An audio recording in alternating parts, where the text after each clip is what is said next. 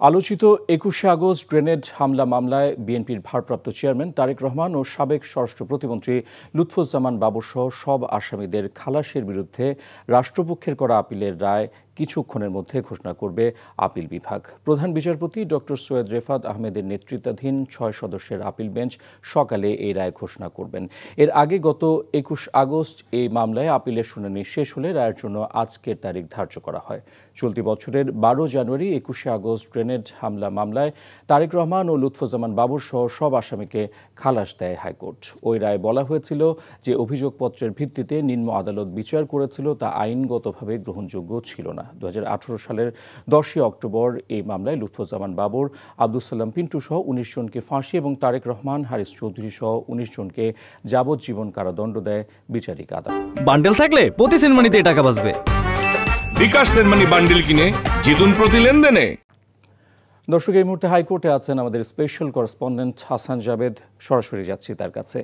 জাবেদ, ২১শে August grenade হামলা মামলায় আপিলের রায় ঘোষণার বিষয়ে কি তথ্য আছে আপনার কাছে?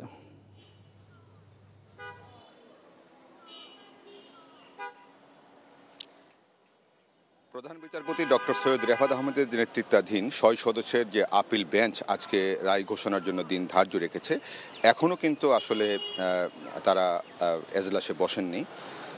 যেটা হয় যে রায়ের দিনই এসে তারা যারা সব বিচারপতিরা বসে একটা সিদ্ধান্ত নেন, তারপরে কিন্তু রায় ঘোষণা বলেন বা আদেশ বলেন সেটা দেয়া হয়।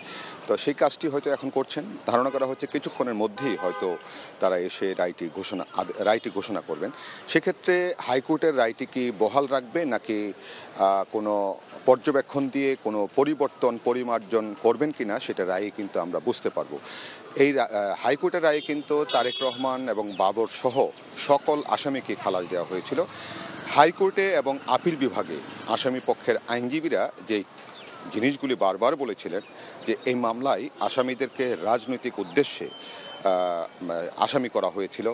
প্রথম দিকে কিন্তু তারেক রহমান এই মামলার আসামি ছিলেন না। দ্বিতীয় দফায় এই মামলার তদন্ত করে তখন সিআইডির যে প্রধান ছিলেন আব্দুল কাহার আকন্দ, যিনি পরবর্তীতে আওয়ামী লীগের নমিনেশন পেয়ে নৌকা প্রতীকে কিন্তু নির্বাচনও করেছিলেন, এবং তারা বলছেন যে আব্দুল কাহার আকন্দ সেই তদন্ত প্রতিবেদন ভিন্ন খাতে প্রবাহিত করেই এই বিএনপির ভারপ্রাপ্ত চেয়ারম্যান তারেক রহমানকে এই মামলায় জড়িয়েছেন এবং হাইকোর্ট থেকে ন্যায় বিচার পেয়েছেন আসামিরা, এবং আপিল বিভাগ থেকেও ন্যায় বিচার পাবেন সেই প্রত্যাশা তারা করছেন। এবং আজকে আমরা দেখেছি যে আপিল বিভাগে আসামি পক্ষের আইনজীবীরা উপস্থিত আছেন অ্যাটর্নি জেনারেল। আজকে জানেন যে হাইকোর্টের এই রায়টির বিরুদ্ধে কিন্তু রাষ্ট্রপক্ষ আপিল করেছে এবং সেই আপিলের পরেই আজকে শুনানি শেষে রায়ের জন্য দিন ধার্য আছে। দর্শক, জানছিলাম ২১ আগস্ট গ্রেনেড হামলা মামলায় আপিলের রায়ের খবর। বান্ডেল থাকলে প্রতি সেনমানিতে টাকা বাঁচবে। বিকাশ সেনমানি বান্ডেল কিনে জিতুন প্রতি লেনদেনে।